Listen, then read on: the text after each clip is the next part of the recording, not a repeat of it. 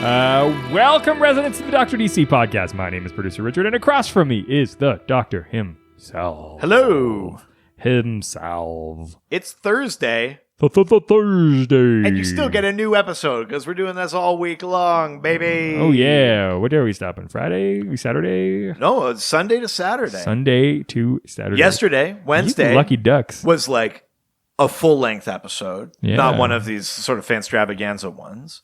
Tomorrow, Friday, the annual comes out. Oh, my God. Annual number 3. Whoa. And then Saturday will be the last one of these extra Fanstravagnaza, like little mini episodes. Saturday on the pod.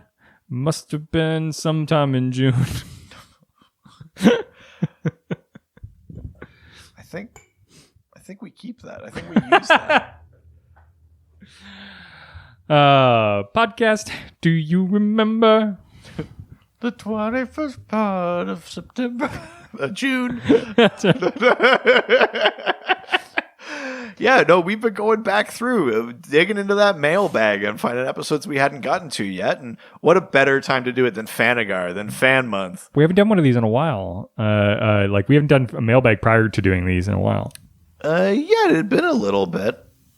Couple months? It must have been more, right? I don't think so, actually. No? Oh. It's only been a couple months. Feels longer. Well, yeah, minutes feel like hours when we're doing this. Do we want to just jump in? Let's do it. All right. Let's go first to Twitter. Twitter. Twitter, Master Wayne. Yes. I missed the Twitter sound of little feet ready to become more than a man. The pitter-patter and Twitter of little It's feet. a little bit upsetting how proud we are of some things. I think we're more proud of it than anybody else likes this. Oh, of course.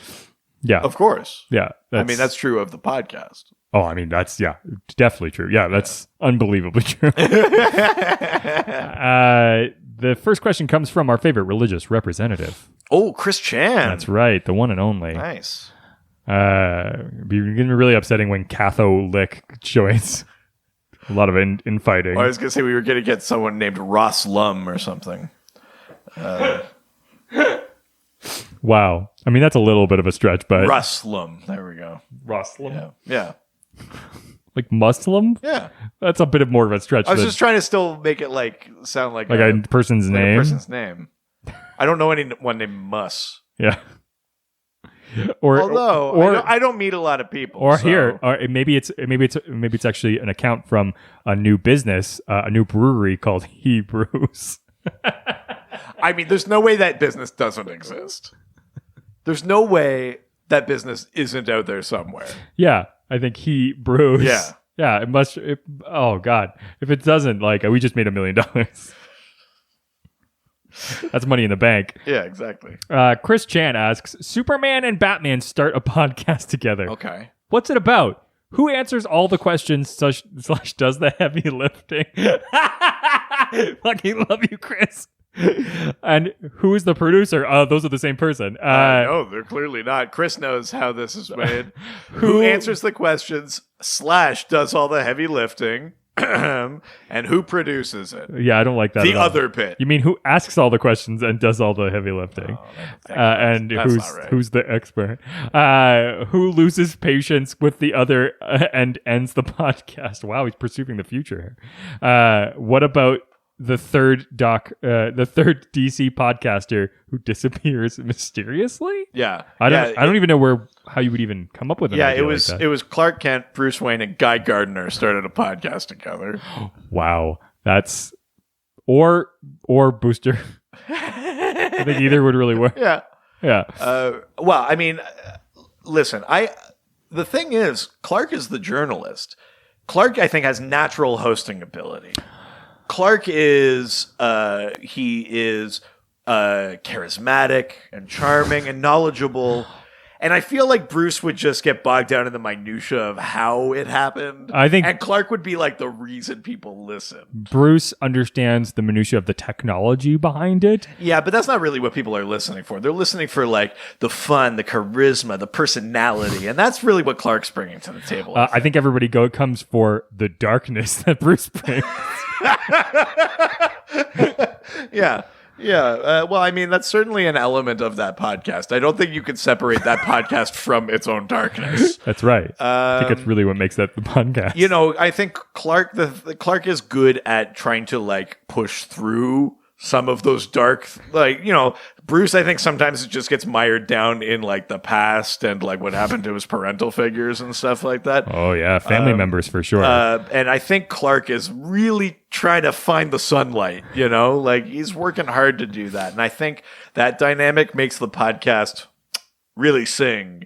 I mean, yeah, but Bruce is the one who brings all those kids in. So yeah, I would say about like 75 episodes in, Bruce one punches Guy Gardner. I mean, Guy Gardner never really showed up anyway. So. Yeah, and then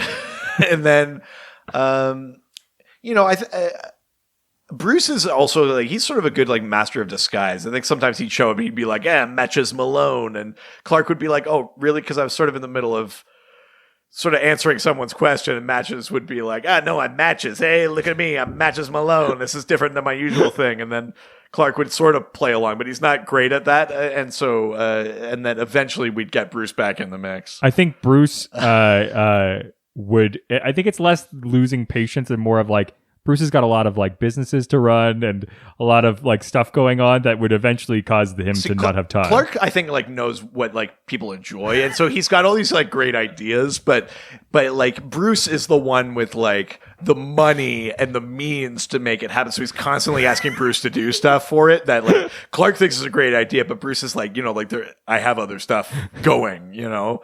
And so I think there's a little bit of a tension that way in the podcast. I feel like this question's either going to end this relationship or make us make out. Richard, what's your mother's name? I mean, why? What's your mother's name? Okay, on three we say it. Okay. 1, 2, 3. Martha. Oh, sorry. What? I redacted mine. Oh. Because Clark is a journalist and he protects his source. Jesus Christ. Yeah, well, Bruce is a detective and he just wants to get to the answer. Yeah.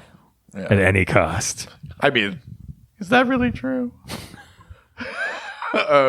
No, that's not true at all.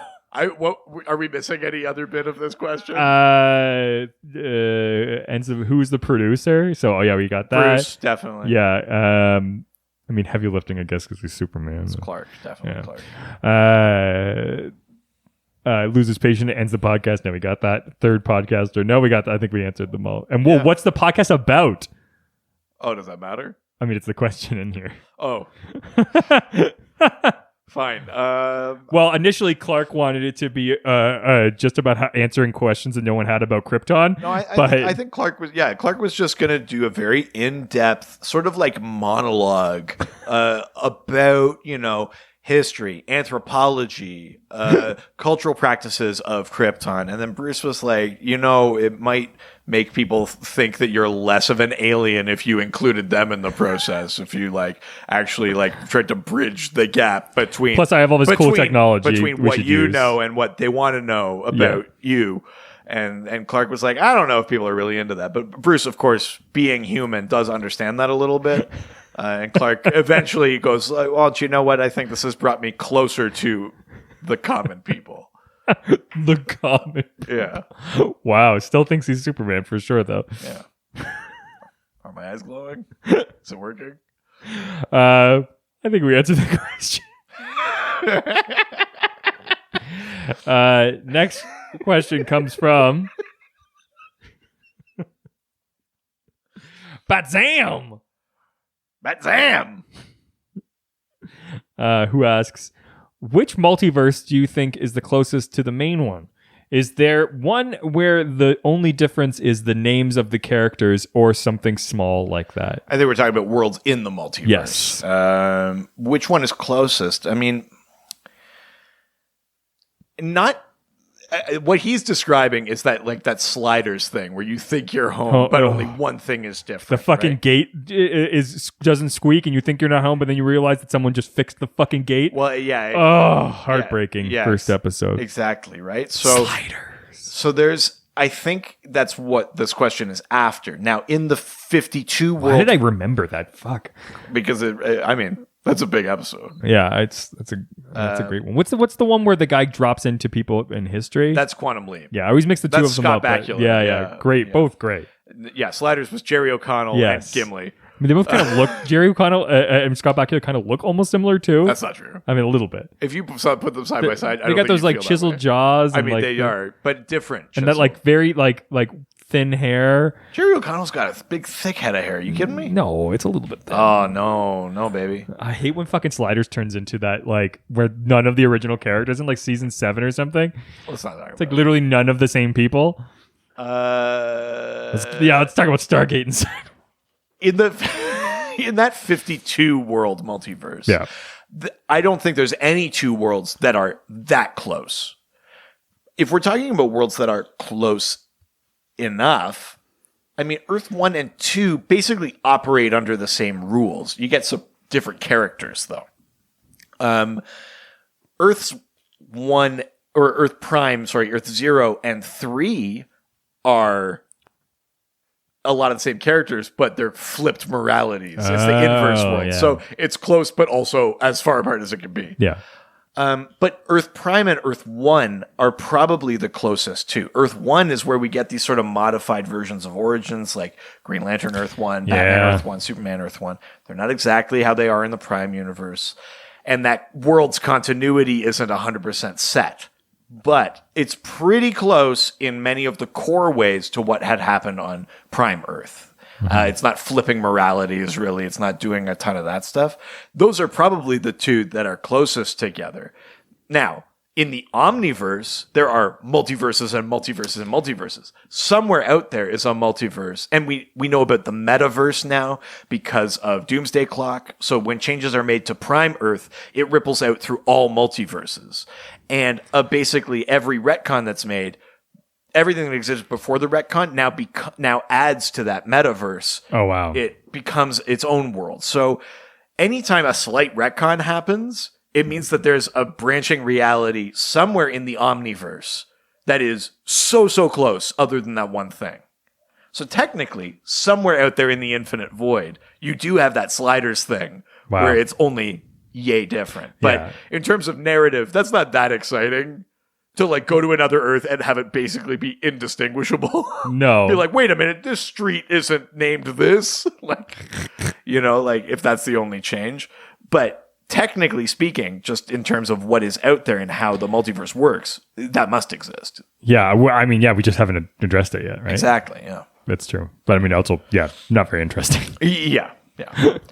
All right, let's go to the next question, which means we're leaving Twitter and heading on over to Instagram. Now we're going to Instagram, take some questions and answer them. Something I don't think we've talked about yet. You got a new car. I did get a new car. It's been very exciting. And you got a really fun name. My new car is called Big Barda. I love that. I came up with it. My wife appreciated it because she says that the car makes her feel like a badass soccer mom. Yeah, she said that to me. We pulled up next to each other the other day. Yeah, she mentioned that. Yeah, and she's just like, I feel like a badass soccer mom. Yeah, and Big Barda. That's my. It's a good name because considering the previous car was this little like compact car. That was Merv. Yeah. This is my little small white man car was Merv. Yeah. And now this big white vehicle. my big like sporty like athletic SUV is Big Barda. That's true. It is very athletic. Yeah. You've been using the new computer thing inside of it? A little bit, like just so that it plays my podcasts. Essentially, I haven't done much more than that to it. I think I think the way to improve it though is that if you just put it in a block of ice. The Iceman customs.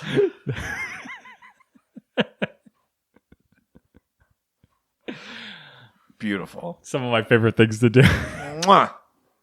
That's right. The next question comes from the Iceman Customs, who asks, character spotlight on Hotspot, aka Isaiah Crockett.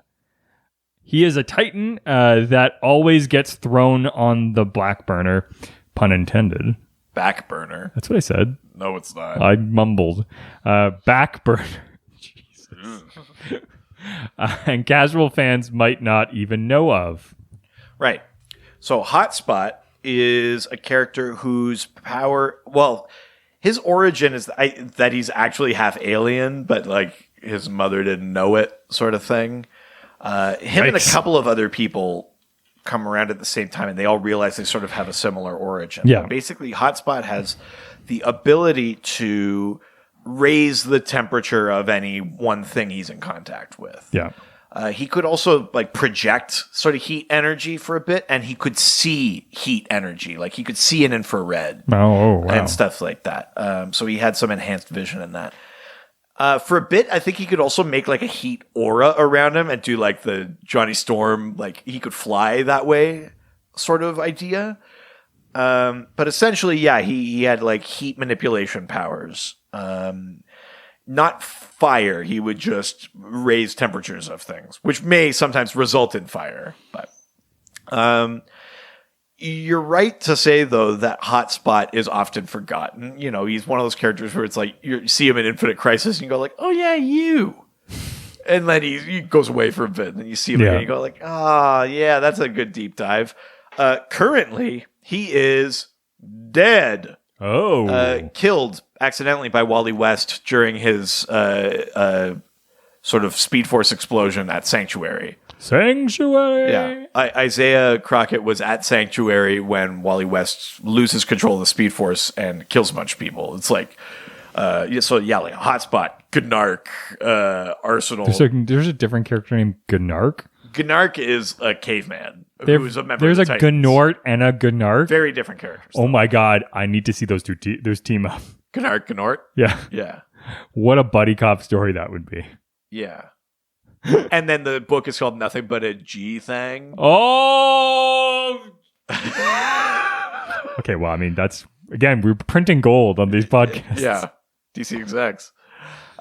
But yeah, I mean, Isaiah Thomas, that power is interesting because it's not just about shooting fire or energy. Isaiah Crockett, sorry. Crockett. It's not just about shooting fire or energy or having nuclear power. So there's something kind of cool about like just that one specific thing. I'm going to raise its internal temperature. It doesn't necessarily mean fire. If it's metal, it just means it glows red hot. Maybe it melts. It depends what it's made of. Like the result of the power is different every time depending on what he's using. You call him Isaiah Thomas? I did. Like the basketball player? I know. I was trying to move past it. I'm like, why do I know that? That's his person. Yeah.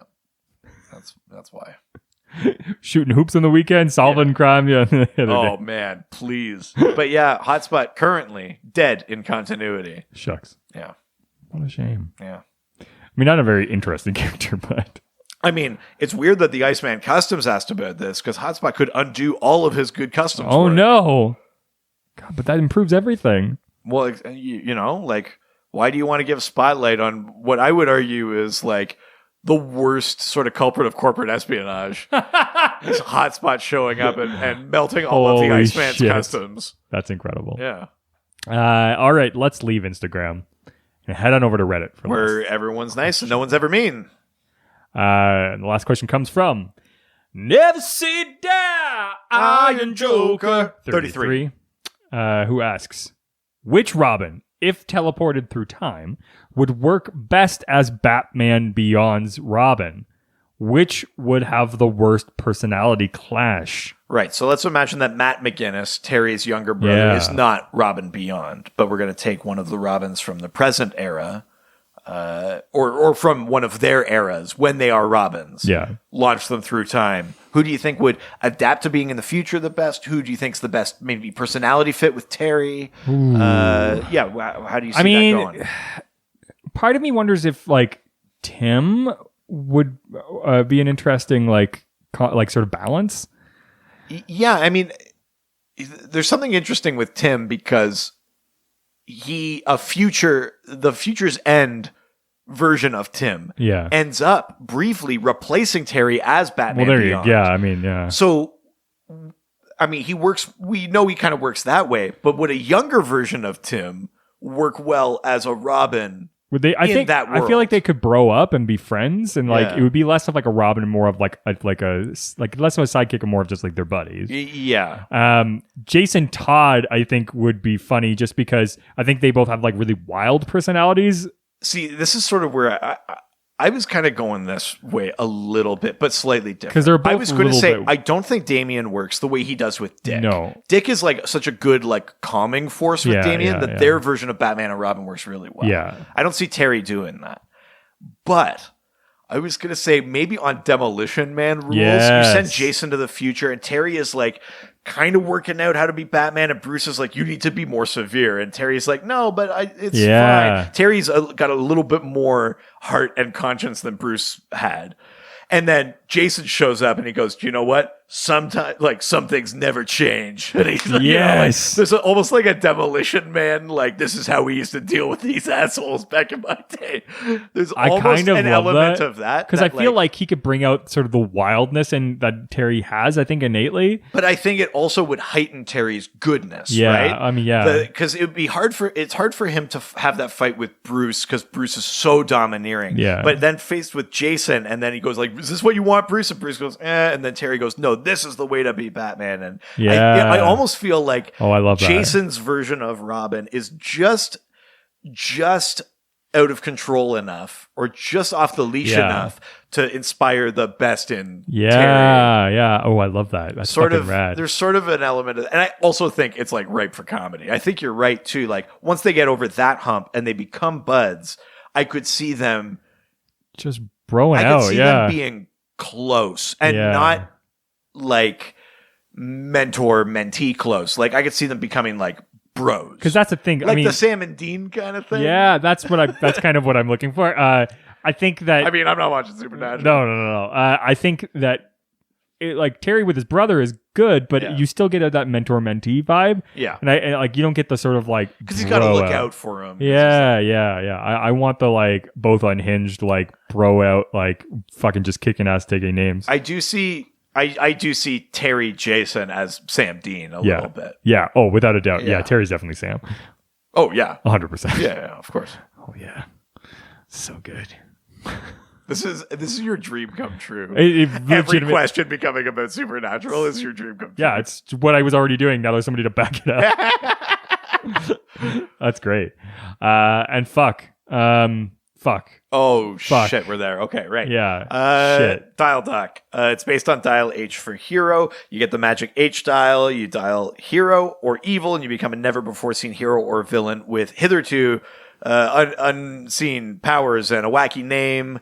And we come up with new ones every week. We add them to the Heroverse. That's right. Do you have one to add? I don't. I've almost got one. So. I also have one ready. Mine is called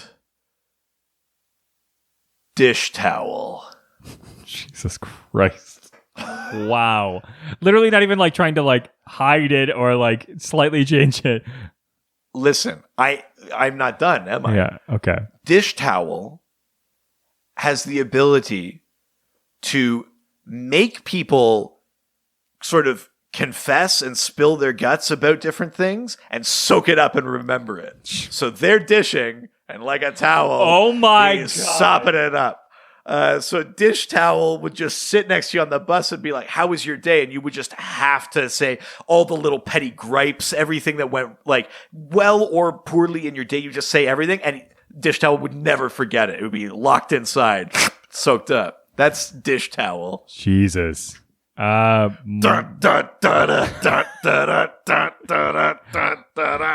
did John Mulaney come up with that character name? Dish Towel. We just gab like a bunch of girls, and then we just, remember it forever. Man, we never dish anymore. Yeah. My character's name that I've come up with, obviously already, of course, is Finder's Keeper. I feel like this has happened. I feel like it has, and that's a thing that I've been wrestling But I'm with. curious to see whether or not the power is the same. Not that I remember the previous one, but... It's Someone not might. the same because I think I remember the previous one. Yeah. This one's different. I think that was Lost and Founder. Okay. This is different. Of course. This they have a bag that basically is able to like an infinite size bag that they're able to keep anything inside of it that they need. Right. So like working with teammates, they can like store weapons for each other, things like that. Sure. And then later like issues, you'd find it that you can also like capture and hold things like fire and be able to like let go of them, and just basically any element or item can be kept inside the bag and then reused when it needs to. Right, but is the catch that when people give him the stuff to hang on to, they become his, and only he can, because that's the rule of finders keepers. Yes. Oh yeah, I know. Is that the losers are the weepers? Yes. I mean, he can choose to work with people to do it, but if someone's just like, "Oh, can you hold this?" It's If like, Hal Jordan gave finders keeper his lantern ring, yeah. it's not Hal's ring anymore. Oh no, and the ring would know that. Yeah, right. Yeah, they'd be like, "Oh, this is you gave it to him. It's his ring now." Right, yeah. Yeah. Very nice. So we have dish towel and finders keeper. Wow, we're really just like not scraping the bottom of the barrel, and lots of thought processes going into these. Oh my god, so much thought is incredible. Yeah. Yeah. We would love to know what much better characters you residents can come up with. I mean, if you can, yeah. Hashtag dial Do doc. 60 and then we'll talk. Yeah. Oh god. Much more than that. Oh my god. Yeah. If we had done 60. Yeah. Oh, my. Oh yeah. Do like 100 and something and then talk. So defensive. We've done over 200. Jesus Christ. Why are we still okay? But yeah, hashtag dial doc. You send it all the usual places. You know where we at. Tomorrow is the annual. And then stay tuned because Saturday will be the last one of these. Annual. 3 years. Annual number 3. Good God. I know. How are we still doing this? Look how much we've grown. Halfway. It's I mean, normal. physically. Fuck you. You fucking prick. That's it. Annual 3. No episode on Saturday. Oh my God. Who's that coming into the room? No, not like this. Ciao, ciao. Adios. Heroes, they always fight for what is right. Live with danger and adventure, they are men of might. This was a Brain Freeze podcast.